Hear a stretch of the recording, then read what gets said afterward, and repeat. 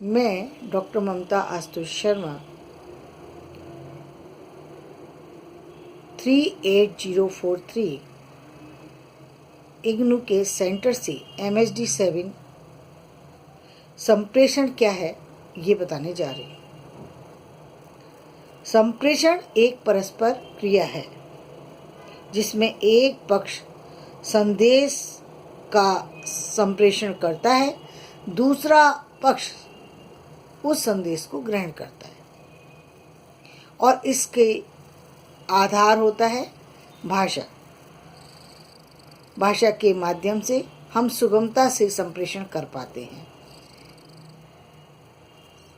अलग अलग स्तर पर अलग अलग संप्रेषण प्रेषित किया जाता है। जन्म के उपरांत से संप्रेषण प्रारंभ हो जाता है, लेकिन जैसा कि देखने में आता है, बच्चा जो है वो जब संप्रेषण करता है तो वो अपने भावों से करता है। उसकी आंगिक संप्रेषण, उसकी चेष्टाएं जो हैं वो संप्रेषण के माध्यम से प्रेषित होती हैं। चींटियां गंध के माध्यम से करती हैं। जो जीव जंतु होते हैं वो अपने आवाज़ ध्वनियों के माध्यम से करते हैं। कुछ स्पर्श से करते हैं। जो मधुमक्खियाँ हैं वो नाच द्वारा करती हैं। घोड़े और कुत्ते आदि अपने ध्वनियों के द्वारा करते हैं। तो इस तरीके से संप्रेषण अलग अलग स्तर पर अलग अलग तरह से किया जाता है।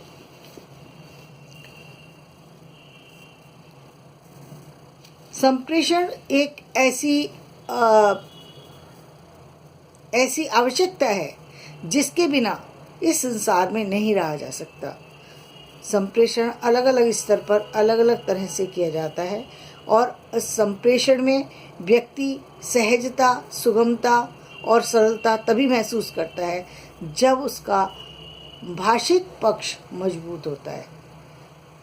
और भाषिक पक्ष तब मजबूत होता है जब वो भाषा उसकी अपनी भाषा हो, अपनी बोली हो, अपनी भाषा हो, अपनी राष्ट्र की भाषा हो, या फिर ये कहें कि अपने जिस भाषा में वो उसके परिवार में कम्युनिकेशन चलता हो, वो भाषा उसके लिए सुगमता देती है। तो संप्रेषण के माध्यम से वह अपनी बातों को दूसरों तक पहुंचाता है। संप्रेषण समाज में दो तरह से किया जाता है, एक औपचारिक संप्रेषण, एक अनौपचारिक संप्रेषण।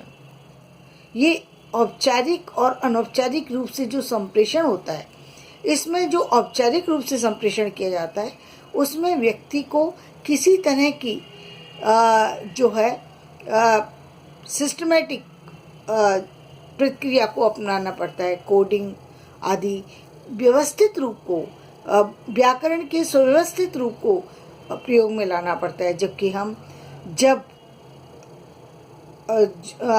दूसरी तरह से हम अनौपचारिक रूप से संप्रेषण करते हैं, वहाँ पर हमें इस तरह से भाषा की व्यवस्था की आवश्यकता नहीं पड़ती।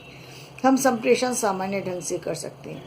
वैसे यदि हमें समाज में देखा जाए तो संप्रेषण 3 तरह से किया जाता है। पहला मौखिक संप्रेषण, दूसरा लिखित और तीसरा आंगिक। ये व्यक्ति के ऊपर निर्भर करता है, व्यक्ति की परिस्थितियों पर निर्भर करता है कि वो कैसे संप्रेषण करता है। समाज में पहले जब लेखन की परंपरा प्रारंभ नहीं हुई थी, उससे पहले मानव जो है वो भी इस जो संप्रेषण करता था, वह संप्रेषण जो है वह ध्वनियों के माध्यम से करता था। उस समय उसके पास भाषा माध्यम नहीं थी, लेकिन जैसे जैसे मानव का विकास होता गया, संप्रेषण में सुगमता आती गई, क्योंकि संप्रेषण में ध्वनियों का एक वर्ण समूह बना। वर्ण समूह के बाद शब्द बने, शब्द के बाद वाक्य बने, वाक्य के बाद भाषा बनी और भाषा के बाद व्यक्ति ने बोलचाल प्रारंभ कर दी। इस तरह संप्रेषण जो है उस कला में जो है वो प्रवीणता हासिल करता गया और संप्रेषण जो है समाज की एक महत्वपूर्ण इकाई बन गई, क्योंकि बिना संप्रेषण के व्यक्ति नहीं रह सकता। तो पहले बोलने का प्रयास किया गया, बाद में वो लेखन में आई और लेखन में उसके लिए एक लिपि तैयार की गई। वो लिपि अलग अलग, वो पूरे विश्व के अंदर 3 तरह की लिपियाँ बनी। और वो 3 लिपियाँ कौन सी हैं? वो 3 लिपि हैं देवनागरी लिपि, फारसी लिपि और रोमन लिपि। हम इन लिपियों के बारे में, भाषा की अन्य व्यवस्थाओं के बारे में बाद में बताएंगे। आज संप्रेषण का जो संप्रेषण क्या है इसके बारे में हमने आपको बता दिया कि संप्रेषण एक परस्पर क्रिया है जिसमें एक व्यक्ति अपने विचार रखता है और दूसरा व्यक्ति उसको ग्रहण करता है। धन्यवाद।